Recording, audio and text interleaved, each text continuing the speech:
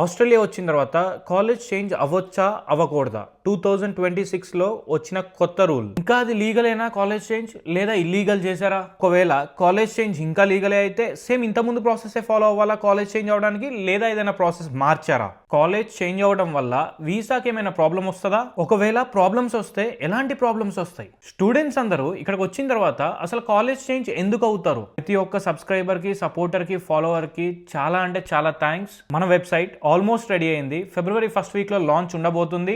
అదే కాకుండా 20 days తర్వాత మళ్ళీ యాప్ లాంచ్ కూడా ఉండబోతుంది. ఈ వెబ్సైట్ ఎందుకు స్టార్ట్ చేసాం లేదా ఈ యాప్ ఎందుకు బిల్డ్ చేస్తున్నాం అంటే ఒకే ఒక రీజన్.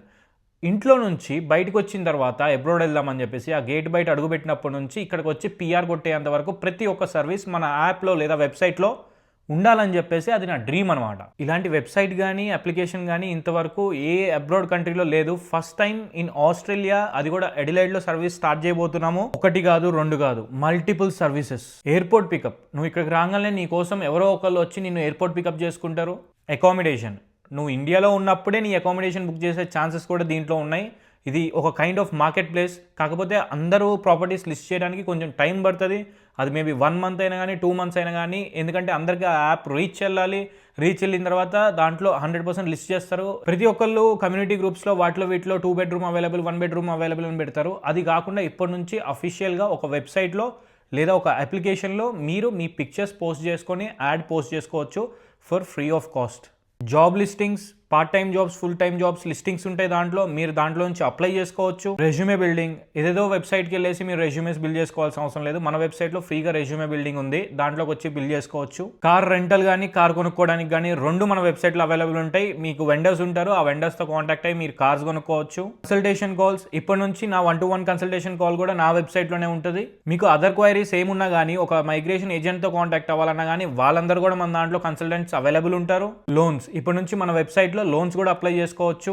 కమ్యూనిటీ ఈవెంట్స్, ఇప్పటి నుంచి మన టీం ప్రతి మంత్ ఒక కమ్యూనిటీ ఈవెంట్స్ చేద్దాం అనుకుంటుంది. ఎందుకంటే కేవలం మీ లోన్లీనెస్ పోగొట్టడానికి. ప్రతి ఒక్కరికి ఇక్కడికి వచ్చిన తర్వాత కొంచెం అప్ అండ్ డౌన్స్ ఉంటాయి, చాలామంది లో ఫీల్ అవుతారు. అది అంతా తీసి పక్కన పెట్టి అందరినీ కలిపే ఈవెంట్ అనమాట. అందరు తెలుగు వాళ్ళని ఒక చోట కలిపే ఈవెంట్స్ చేద్దాం అనుకుంటున్నాము. సపరేట్ డిస్కౌంట్ సెక్షన్ మన యాప్ కానీ వెబ్సైట్ కానీ యూజ్ చేస్తున్న వాళ్ళకి, మనతో కొలాబరేట్ అయిన రెస్టారెంట్స్ కానీ, మనతో కొలాబరేట్ అయిన గ్రోసరీ స్టోర్స్ కానీ, మనతో కొలాబరేట్ అయిన ఏ ఒక్క బిజినెస్ అయినా కానీ ఎంతో కొంత డిస్కౌంట్ ప్రొవైడ్ చేస్తారు. మీరు చూపించాల్సిందల్లా ఓన్లీ ఒక QR కోడ్, అది చూపించగానే మీకు మీ డిస్కౌంట్ అప్లై అయిపోతుంది. ఇవే కాకుండా ఇంకా ఎన్నెన్నో cricket tournaments, sports competitions, different activities, prize distributions, ఇవన్నీ చేద్దాం అనుకుంటున్నాము. అవన్నీ చేయడానికి మీ అందరి సపోర్ట్ నాకు కావాలి. యాజ్ ఆఫ్ నౌ అన్ని సర్వీసెస్ స్టూడెంట్స్కి ఫ్రీయే, ఓన్లీ కన్సల్టేషన్ ఒక్కటి తప్ప. మేబీ ఫ్యూచర్లో ఛార్జ్ చేయాల్సి వస్తుంది అనుకుంటున్నాను, ఎందుకంటే ఆ రోజు రావాలని నేను కోరుకుంటున్నాను. ఎప్పుడు ఛార్జ్ చేస్తామంటే మనం ఎక్స్పాండ్ అయిపోయినప్పుడు, మన వల్ల సింగిల్గా ఆపరేషన్స్ కుదరనప్పుడు మనం హైర్ చేసుకోవాలి. ఎవరో ఒకరిని హైర్ చేస్తే వాళ్ళు ఏమైనా వచ్చి ఫ్రీగా వర్క్ చేస్తారా? చేయరు కదా. నేను వాళ్ళకి సాలరీస్ పే చేయాలి. నేను వాళ్ళకి సాలరీస్ పే చేయాలంటే 100% నాకు ఏదో ఒక రెవెన్యూ ఉండాలి. ఆ రెవెన్యూ కోసం ఐ నీడ్ టు ఛార్జ్. మీ అందరి బ్లెస్సింగ్స్ వల్ల ఆ యాప్ కానీ అప్లికేషన్ కానీ అంత పెద్దది అవుతుందని కోరుకుంటున్నాను. అందరికీ ఒక చిన్న రిక్వెస్ట్ ఏంటంటే, కింద కుదిరితే కామెంట్ బాక్స్లో ఏదన్నా పేరు సజెస్ట్ చేయండి. యాప్కి కానీ వెబ్సైట్కి కానీ ఏదో ఒక పేరు, మీకు ఏ పేరు పెట్టాలనిపిస్తే ఆ పేరు. మన సర్వీసెస్ ఏంటి, ఎవరైతే అబ్రాడ్ రావాలనుకుంటున్నారో వాళ్ళందరికీ ఇండియాలో ఫ్లైట్ ఎక్కినప్పటి నుంచి ఇక్కడ ఫ్లైట్ దిగి దాని తర్వాత పిఆర్ కొట్టేంత వరకు ఈచ్ అండ్ ఎవ్రీ సర్వీస్ మన దగ్గర ఉంటుంది. అది మొత్తం ఒకే యాప్లో ఉండడం చాలా అంటే చాలా బెనిఫిషియల్. ఎందుకంటే నేను కూడా అదే స్టేజ్ నుంచి వచ్చా కాబట్టి నాకు ఆ కష్టాలు తెలుసు. కాబట్టి ఒకవేళ తెలియకపోతే ఇక్కడికి వచ్చిన వాళ్ళకి తెలిసి ఉంటాయి. ఆ కష్టాలన్నీ మళ్ళీ అందరికీ రాకూడదని ఒకే ఇంటెన్షన్తో వచ్చిన ఐడియా ఈ వెబ్సైట్ అనమాట. మీకు నా కంటెంట్ నచ్చి నన్ను సపోర్ట్ చేద్దాం అనుకుంటే కింద లైక్ బటన్ ఉంటుంది, లైక్ బటన్ క్లిక్ చేసి సబ్స్క్రైబ్ బటన్ హిట్ చేయండి. Hello guys, welcome back to my channel. అందరూ బాగున్నారు అనుకుంటున్నాను, నేను చాలా బాగున్నాను. అసలు కాలేజ్ చేంజ్ ఎందుకు అవ్వాలి? ఒక స్టూడెంట్ ఇండియా నుంచి ఇక్కడికి వచ్చిన తర్వాత లేదా వేరే కంట్రీ నుంచి అబ్రాడ్ వచ్చిన తర్వాత ఒక 40 లక్షలు పెట్టి చదువుదామని డిసైడ్ అయ్యి ఇండియాలో ఇక్కడికి వచ్చిన తర్వాత ఎందుకు కాలేజ్ చేంజ్ అవుతున్నాడంటే, వాళ్ళకి ఇక్కడికి వచ్చిన తర్వాత ఒక 1 monthలో సిచ్యువేషన్ అర్థమైపోతుంది. మనం చదివే డిగ్రీకి 40 lakhs వర్త్ కాదని. సరే ఎడ్యుకేషన్ ఏమైనా బాగుంటుందా అంటే అది కూడా అంతంత మాత్రమే ఉంటుంది. సరే ఏమైనా నేర్చుకుందామో అంటే ఆ పీపీటీ గోడ మీద వేసి రన్ చేసుకుంటే వెళ్ళిపోతూ ఉంటారనమాట. ఇవన్నీ చూసిన తర్వాత after 1 month or 2 months irritation వస్తుంది.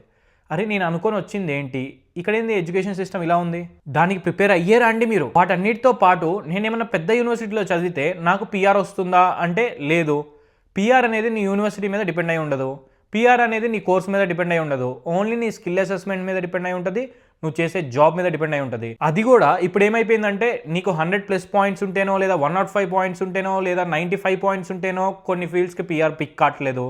కొన్ని fields in the sense majority of fields ఐటీలో కానీ అకౌంటింగ్లో కానీ వీటిల్లో మినిమం నీకు 95 పాయింట్స్ నుంచి 100 పాయింట్స్ ఉంటేనే పిక్ అవుతుంది. ఇప్పుడు ఇంటెన్షన్ ఎలా మారిపోతుంది అంటే 40 లక్షలు ఖర్చు పెట్టిన తర్వాత ఇక్కడికి వచ్చి నేను గిన్నెలు దోమి, అంటులు దోమి, లేదా ఇంకో part time job add jobs చేసి ఆ 40 లక్షలు సంపాదించడానికి కష్టపడి మళ్ళీ ఆ లోన్ రీపే చేసి ఇంట్రెస్ట్ రీపే చేసి ఇవన్నీ చెయ్యాలా అనిపిస్తుంది అనమాట. ఫైనల్గా ఏమనుకుంటారంటే నేను ఏ కాలేజ్లో చదివినా కానీ నాకు అదే టీఆర్ వస్తుంది, ఒకవేళ సిడ్నీ, బ్రిస్బెయిన్, మెల్బోర్న్లో చదివితే 3 ఇయర్స్ వస్తుంది, లేదా అదర్ దెన్ దట్ నేను ఏ రీజనల్ ఏరియాలో చదివినా కానీ నాకు 4 ఇయర్స్ వస్తుంది, దానికి మించి రాదు కదా నేను ఏ కాలేజ్లో చదివినా అన్న ఒక ఇంటెన్షన్ ఫామ్ అయిపోతుంది.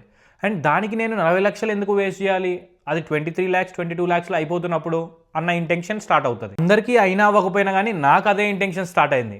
ఒక 10% or 20% of the students university change అవ్వకుండా అదే మంచి యూనివర్సిటీలో ఉండిపోతారనమాట. వాళ్ళు ఎవరై ఉంటారు, ఒకళ్ళు రిచ్ పీపుల్ అయినా అయి ఉంటారు, లేదా ఒకవేళ నార్మల్ మిడిల్ క్లాస్ ఫ్యామిలీ నుంచి వచ్చినా కానీ చిన్నప్పటి నుంచి నేను యూనివర్సిటీలోనే చదవాలి అని ఒక డ్రీమ్ ఉంటుంది చూసారా, అలాంటి వాళ్ళు దాంట్లో మిగిలిపోతారు. కానీ ప్రాక్టికల్గా మాట్లాడుకోవాలంటే కనుక అది వర్కౌట్ అవ్వదు. బేసిక్గా 40 లక్షలు 45 లక్షలు ఖర్చు పెట్టి యూనివర్సిటీకి నువ్వు దాని మీద ఇంట్రెస్ట్ యాడ్ చేసి ఒక 60 lakhs 65 lakhs అయిన తర్వాత నువ్వు అది రీపే చేసుకుంటా ఇక్కడ నువ్వు పిఆర్కి ఖర్చు పెట్టుకుంటా ఉంటే అది నీకు వర్కౌట్ అవ్వదనమాట. నువ్వు అదంతా రికవర్ చేయడానికి నీ స్టూడెంట్ ఫేస్ అది కాకుండా నెక్స్ట్ మళ్ళీ ఒక 2-3 years ఎక్స్ట్రా పడుతుంది. అప్పుడు లోపు నీ టీఆర్ అయిపోయే రేంజ్కి వస్తుంది. అప్పుడు మళ్ళీ పిఆర్ ఖర్చులు స్టార్ట్ అవుతాయి. కొంతమంది ఏదేదో చేస్తారు, ఏ లూప్ హోల్స్ సెర్చ్ చేసి అది చేయాలి ఇది చేయాలని చెప్పి దానికి ఒక 20-30 లక్షలు ఖర్చు అవుతాయి, లేదా దానికి మించి ఒక 40 లక్షలైనా ఖర్చు అవ్వచ్చు, ఆశ్చర్యపోవాల్సిన అవసరం లేదు. సరే, ఇప్పుడు వచ్చిన కొత్త రూల్లో కాలేజ్ చేంజ్ లీగలా కాదా? 31st March 2026 నుంచి ఈ రూల్ అమలవబోతుంది. ఏంటంటే నువ్వు కాలేజ్ చేంజ్ అవ్వచ్చు, కాలేజ్ చేంజ్ ఈజ్ లీగల్. ఒకవేళ మీకు అఫీషియల్ డాక్యుమెంట్ కావాలంటే ఇన్స్టాగ్రామ్లో ఫాలో అవ్వండి, అక్కడ నేను అఫీషియల్ డాక్యుమెంట్స్ అందరికీ పంపిస్తూ ఉంటా. సరే బాబు, మొత్తానికి కాలేజ్ చేంజ్ లీగల్ అని చెప్పావు, కానీ ప్రాసెస్ అదే ఉందా, చేంజ్ అయిందా ప్రాసెస్ అంటే? ప్రాసెస్ సేమ్ ఉంది, కాకపోతే ఇక్కడ ఒక చిన్న లిటిగేషన్ ఉంది. ఇంతకు ముందు ప్రాసెస్ ఎలా ఉండేదంటే డైరెక్ట్గా కన్సల్టెంట్ దగ్గరికి వెళ్ళి లేదా ఏజెంట్ దగ్గరికి వెళ్ళి నేను చేంజ్ అవుదాం అనుకుంటున్న కాలేజ్ అంటే మొత్తం ప్రాసెస్ వాళ్ళే చేసి వాళ్ళే మనకి హెల్ప్ చేసేవాళ్ళు అనమాట. ఆఫర్ లెటర్ కూడా వాళ్ళే తెప్పించేవాళ్ళు, సిఓఈ కూడా వాళ్ళే తెప్పించేవాళ్ళు.